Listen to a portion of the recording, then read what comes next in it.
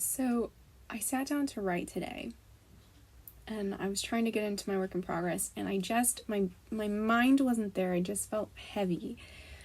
So instead, I opened a blank document and just wrote down my thoughts.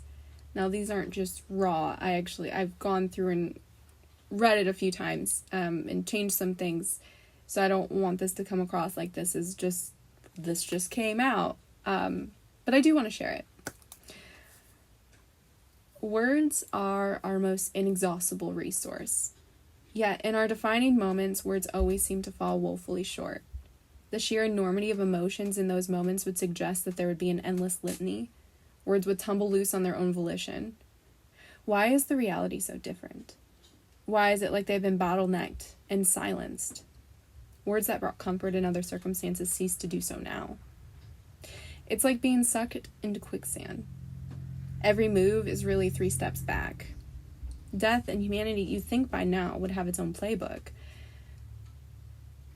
Humanity would have experienced its king's sting enough. But it's so rarely the case. Instead, society maintains a wide berth and denial around the finality of it. Those left behind, physically, continue to function.